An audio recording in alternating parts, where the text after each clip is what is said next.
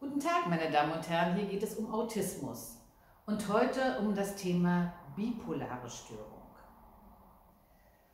Bipolare Störungen, man hat früher auch manisch-depressiv gesagt, zeichnen sich dadurch aus, dass die Stimmung ganz extrem schwankt zwischen depressiven Episoden, in denen der Antrieb gering ist, in dem die Menschen an wenig Sachen Spaß haben, das Leben sehr wenig genießen können, und dann kommt es aber auch zu Episoden, in denen es zu einer überschießenden Aktivität kommt, in der die Menschen sehr euphorisch sind, sehr wenig schlafen, sich selbst überschätzen, auch ungewöhnliche Sachen tun. Man könnte fast denken, das ist ja eine Luxusvariante, in der es einem besonders gut geht, ist es aber nicht.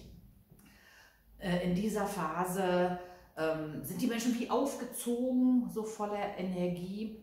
Und diese bipolare Störung kann auch bei Menschen im Autismus-Spektrum auftreten. Besonders schwierig ist die Diagnose selbstverständlich bei Menschen, die über wenig oder keine verbale Sprache verfügen, weil wir da viel mehr beobachten müssen und die Verhaltensweisen beispielsweise eines Bewohners in einem Wohnheim sich natürlich von denen unterscheiden der Menschen, die berufstätig sind, in einer Familie leben und damit andere Möglichkeiten haben, auch zu handeln und zu agieren. Was man bei Menschen im Autismus-Spektrum mit wenig verbaler Sprache oder ohne verbale Sprache beobachten kann, ist in diesen depressiven Episoden oft, dass sie sich in ihr Zimmer zurückziehen, auch keine Freude mehr haben an Aktivitäten, die sie früher gerne gemocht haben. Also ein Interessenverlust auch an Sachen, die ihnen vorher Spaß gemacht haben. Wir erleben häufig, dass es Veränderungen im Schlafverhalten gibt. Einige schlafen ganz schlecht, andere schlafen sehr viel. Wir erleben häufig Veränderungen im Essverhalten. Es gibt einige, die essen sehr wenig, andere essen mehr.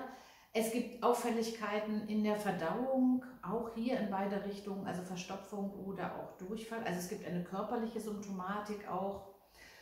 Oft fallen sie auch durch eine besondere Gereiztheit auf oder auch eine Aggressivität in den Phasen der depressiven Episoden. Und dann kommt es aber zu einem Überschießen an Aktivität. Sie schlafen nun also sehr wenig in der anderen Zeit, aber laufen sie durch das Wohnheim. Manche versuchen auch in der Zeit aus dem Wohnheim abzuhauen. Sie fahren mit der Bahn und man findet sie in Hamburg wieder und alle sind erstaunt über die Kompetenz. Niemand hätte denen das zugetraut. Sie machen auch Sachen, die wirklich gesundheitsgefährdend sein können, wie in diesen kalten Monaten, also leicht bekleidet oder am Schlafanzug und barfuß durch die Stadt oder den Ort zu geistern, obwohl das vorher noch nie vorgekommen ist. Menschen mit Asperger-Syndrom in so einer manischen Phase können auf die Idee kommen, ihren Arbeitsplatz zu kündigen oder ihre Wohnung zu kündigen oder andere Veränderungen zu planen, von denen vorher noch nie die Rede war. Es handelt sich also um eine große Agitiertheit.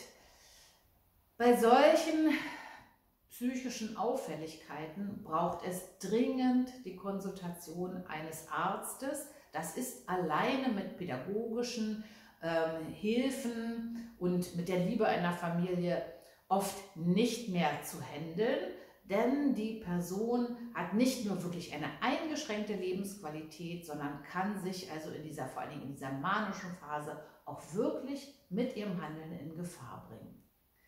Depressionen gehören zu den häufigsten zusätzlichen psychischen Störungen, die Menschen im Autismus-Spektrum betreffen. Oftmals ist es wichtig, dass wir das im Hinterkopf haben, dass es also zusätzlich zur Autismus-Symptomatik auftreten kann und dass wir es nicht mit dem Autismus verwechseln, weil sonst die Person nicht die Hilfe bekommt, die sie dringend braucht. Also in diesem Fall ganz dringend einen Termin machen bei einem Psychiater, beziehungsweise meist gibt es ja langfristige Kontakte mit einem Psychiater, also sich wieder an den wenden, das Problem schildern und dann eine interdisziplinäre Zusammenarbeit beginnen, um das Wohlbefinden dieses Menschen zu stabilisieren und ihm zu mehr Lebensqualität zu verhelfen. Aber nicht alle Menschen im Autismus-Spektrum erkranken an bipolaren Störungen und Sie wissen, nichts ist unmöglich, Autismus.